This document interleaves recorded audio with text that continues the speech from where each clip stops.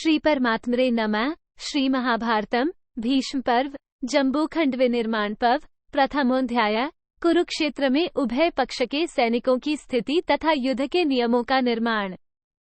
अंतर्यामी नारायण स्वरूप भगवान श्री कृष्ण, उनके नित्य सखा नर स्वरूप नरश्रेष्ठ अर्जुन, उनकी लीला प्रकट करने वाली भगवती सरस्वती और उन लीलाओं का संकलन करने वाले महर्षि वेदव्यास को नमस्कार करके जय महाभारत का पाठ करना चाहिए। जन्मेजय ने पूछा, मुने, कौरव, पांडव और सोमकवीरों तथा नाना देशों से आए हुए अन्य महामना नरेशों ने वहां किस प्रकार युद्ध किया? 1।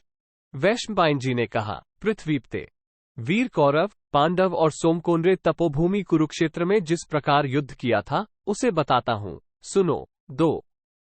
सोमकों स्थित पांडव तथा कौरव दोनों महाबली थे। वे एक दूसरे को जीतने की आशा से कुरुक्षेत्र में उतरकर आमने सामने डटे हुए थे। 3। वे सब के सब वेदाध्ययन से संपन्न और युद्ध का अभिनंदन करने वाले थे और संग्राम में विजय की आशा रखकर रणभूमि में बलपूर्वक एक दूसरे के सम्मुख खड़े थे। 4। पांडवों के योद्धा लोग अपने अपने सैनिकों के सहित धृतराष्ट्र पुत्र की दुर्धर्ष सेना के सम्मुख जाकर पश्चिम भाग में पूर्वाभिमुख होकर ठहर गए थे। 5। कुंतीनंदन युधिष्ठिर ने समंत पंच का क्षेत्र से बाहर यथायोग्य सहस्रों शिविर बनवाए थे। 6। समस्त पृथ्वी के सभी प्रदेश नवयुवकों से सूने हो रहे थे। उनमें केवल बालक और वृद्ध ही शेष रह गए थे। सारी वसुधा घोड़े, हाथी, रथ और तरुण पुरुषों से हीन सी हो रही थी। 7। नृपश्रेष्ठ, सूर्यदेव जम्बूद्वीप के जितने भूमंडल को अपनी किरणों से तपाते हैं उतनी दूर की सेनाएं वहां युद्ध के लिए आ गई थीं। 8। वहां सभी वर्ण के लोग एक ही स्थान पर एकत्र थे। युद्धभूमि का घेरा कई योजन लंबा था। उन सब लोगों ने वहां के अनेक प्रदेशों, नदियों, पर्वतों और वनों को सब ओर से घेर लिया था। 9। नरश्रेष्ठ, राजा युधिष्ठिर ने सेना और सवारियों सहित उन सब के लिए उत्तमोत्तम भोजन प्रस्तुत करने का आदेश दे दिया था। 10। तात, रात के समय युधिष्ठिर ने उन सबके सोने के लिए नाना प्रकार की शैयाओं का भी प्रबंध कर दिया था।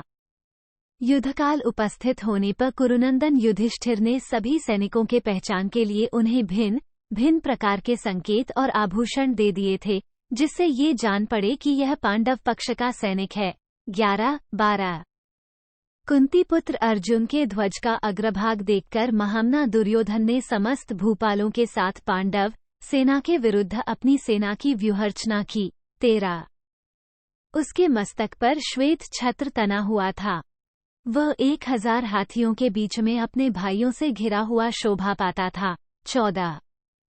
दुर्योधन को देखकर युद्ध का अभिनंदन करने वाले पांचाल सैनिक बहुत प्रसन्न हुए और प्रसन्नतापूर्वक बड़े बड़े शंखों तथा मधुर ध्वनि करने वाली भेरियों को बजाने लगे। 15। तदनंतर अपनी सेना को हर्ष और उल्लास में भरी हुई देख समस्त पांडवों के मन में बड़ा हर्ष हुआ तथा पराक्रमी वसुदेवनंदन भगवान श्रीकृष्ण भी संतुष्ट हुए। 16। उस समय एक ही रथ पर बैठे हुए पुरुष सिंह श्रीकृष्ण और अर्जुन आनंदमग्न होकर अपने दिव्य शंखों को बजाने लगे। 17। पांचजन्य और देवदत्त दोनों शंखों की ध्वनि सुनकर शत्रु पक्ष के बहुत से सैनिक भय के मारे मल मूत्र करने लगे। 18। जैसे गरजते हुए सिंह की आवाज सुनकर दूसरे वन्य पशु भयभीत हो जाते हैं, उसी प्रकार उन दोनों का शंखनाद सुनकर कौरव सेना का उत्साह शिथिल पड़ गया, वह खिन्न सी हो गई। 19। धरती से धूल उड़कर आकाश में छा गई। कुछ भी सूझ नहीं पड़ता था। सेना की गर्द से सहसा आच्छादित हो जाने के कारण सूर्य अस्त हो गए से जान पड़ते थे। 20।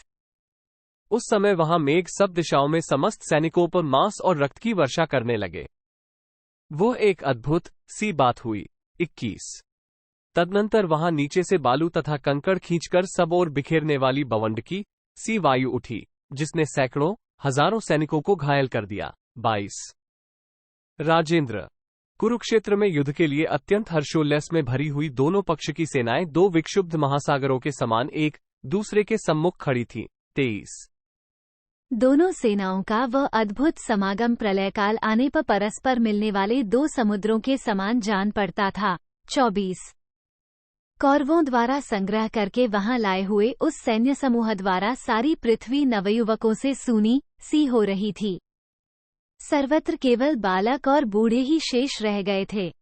सारी वसुधा घोड़े, हाथी, रथ और तरुण पुरुषों से हीन सी हो गई थी। 25 भरत श्रेष्ठ। तत्पश्चात कौरव, पांडव तथा सोमकोन्रे परस्पर मिलकर युद्ध के संबंध में कुछ नियम बनाए। युद्ध धर्म की मर्यादा स्थापित की। 26 वे नियम इस प्रकार हैं। चालू युद्ध के बंद होने पर संध्या काल में हम सब लोगों में परस्पर प्रेम बना रहे। उस समय पुनः किसी का किसी के साथ शत्रुतापूर्ण अयोग्य बर्ताव नहीं होना चाहिए। 27 जो वाग्युद्ध में प्रवृत्त हों उनके साथ वाणी द्वारा ही युद्ध किया जाए। जो सेना से बाहर निकल गए हों उनका वध कदापि न किया जाए। भारत।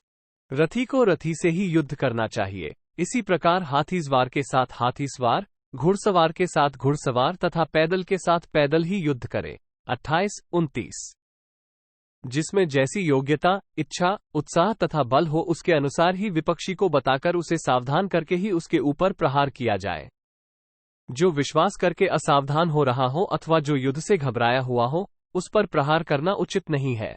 30 जो एक के साथ युद्ध में लगा हो, शरण में आया हो, पीठ दिखाकर भागा हो और जिसके अस्त्र, शस्त्र और कवच कट गए हों, ऐसे मनुष्य को कदापि न मारा जाए। 31 घोड़ों की सेवा के लिए नियुक्त हुए सूतों, बोझ ढोने वालों, शस्त्र पहुंचाने वालों तथा भेरी और शंख बजाने वालों पर कोई किसी प्रकार भी प्रहार न करे। 32 इस प्रकार नियम बनाकर कौरव, पांडव तथा सोमक एक दूसरे की ओर देखते हुए बड़े आश्चर्यचकित हुए। 33 तदनंतर वे महामना पुरुष रत्न अपने अपने स्थान पर स्थित हो सैनिकों सहित प्रसन्नचित होकर हर्ष एवं उत्साह से भर गए। 34 इति श्री महाभारते भीष्म पर्वणि जम्बूखंड विनिर्माण पर्वणि सैन्य शिक्षणे प्रथमोऽध्याय। 1 इस प्रकार श्री महाभारत भीष्म पर्व के अंतर्गत जम्बूंड विनिर्माण पर्व में सैन्य शिक्षण विषयक पहला अध्याय पूरा हुआ। 1